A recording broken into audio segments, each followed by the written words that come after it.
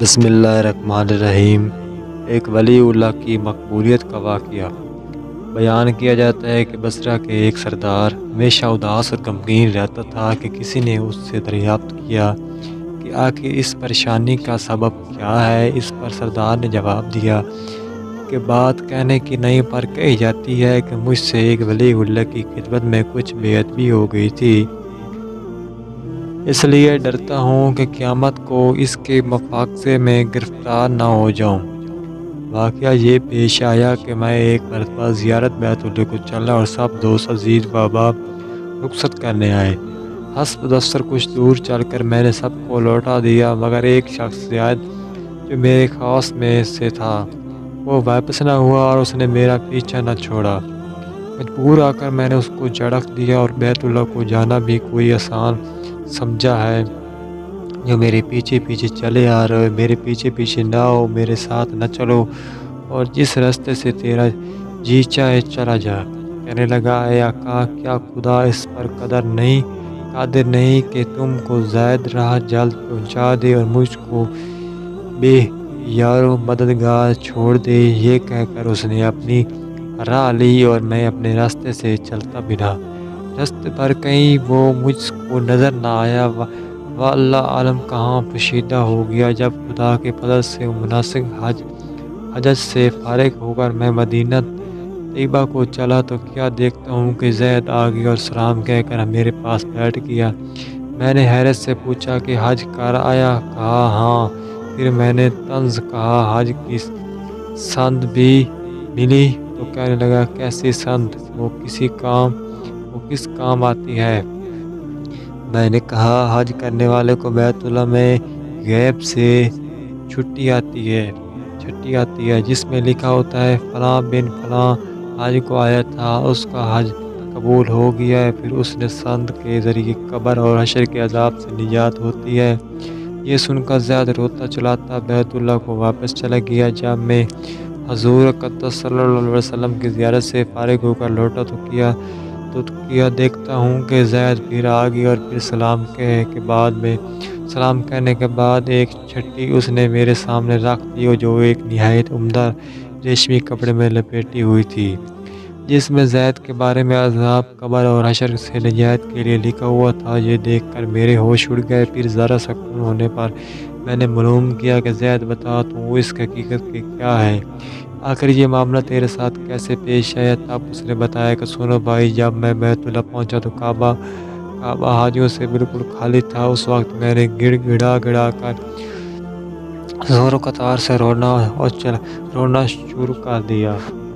اے مالک دو جہاں کے، غریب گنہگاروں کو حج بھی قابل قبول نہیں جو مجھ کو حج کی سند نہیں ملی۔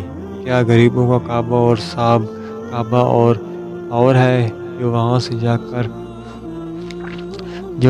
جا کر سند لاؤں؟ مجھ کو قسم ہے تیرے عزت و جلال کی، جب تک چھٹی نہ پاؤں گا کعبے سے باہر نہ جاؤں گا اور روتے روتے یہیں مر جاؤں گا۔ اچانک غیب سے آواز آئی کہ اے زید، نجات کی چھٹی لے اور جا اپنی راہ لے۔ پھر یہ چھٹی میرے ہاتھ میں آ گئی، اس کو لے کر میں چلا آیا۔ یہ سن کر میری حیرت کی انتہا نہ رہی۔ اللہ اکبر، اس شخص کا یہ اعلیٰ مرتبہ ہے جس سے میری آج تک واقف نہ تھا۔ پھر عزت و احترام کے ساتھ میں اسے اپنے ساتھ بصرہ لے آیا اور چھٹی نہایت احترام و تنظیم کے ساتھ ایک صندوق میں بند کر دی۔ جب کبھی جی چاہتا تو انتہائی ادب و احترام سے نکال کر اس کی زیارت کر لیتا، چومتا اور آنکھوں سے لگاتا اور پھر محفوظ کر دیتا۔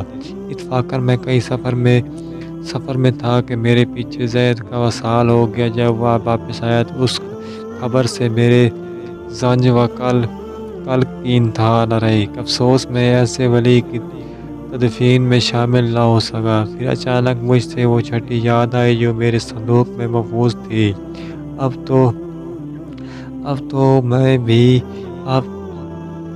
اب اور بھی بےتاب ہو گئی اور اپنے اوپر افسوس کرنے لگا کہ سفر کو جاتے وقت میں نے وہ چھٹی زید کو کیوں نہ دی۔ پھر اپنے مور شدہ صندوق منگا کر دیکھا تو اسی طرح اسی طرح بامور بند تھی۔ جب میں نے صندوق کو کھولا تو اس میں چھٹی نہ پائی۔ اب تو میرے غم و عالم کا کچھ ٹھکانہ نہ رہا اور ایک حشر کا عالم برپا ہو گیا۔ زور و قطار رونے لگا، روتے روتے سو گیا۔ کیا دیکھتا ہوں کہ طرح طرح کی سجی ہوئی جنت میں زید سر پر ایک تاج رکھے ہوئے رزق بھر کے لباس میں تخت جور پر جلوہ افروز ہے اور اس کے چاروں طرف حوروں کے جمگٹے ہیں۔ میں نے قریب جا کر سلام کیا تو اس نے کہا، اے آقا اس قدر پریشان کیوں ہو؟ میں نے کہا، مجھے یاد نہیں وہ چھٹی تو نے مجھ سے دی تھی۔ کہنے لگا، وہ تو یہ ہے اور اسی کی بدولت میں یہ دولت و حشمت مجھ کو حاصل ہوئی۔ اب آپ کو کچھ تردید نہ کیجیے، میں اپنی من منائی مراد کو پہنچ گیا۔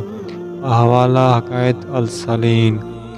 جو اللہ کا ہو جاتا ہے اللہ تعالیٰ اس کی سب مرادیں پوری کر دیتا ہے۔ دعا ہے اللہ تعالیٰ ہم سب کو بھی اس واقعے سے سبق حاصل کر کے اس پر عمل کرنے کی توفیق عطا فرمائے۔ آمین۔ کمنٹ میں لکھ کر ویڈیو کو شیئر کر دیجیے۔ ملتے ہیں ایک نئی ویڈیو کے ساتھ۔ اللہ حافظ۔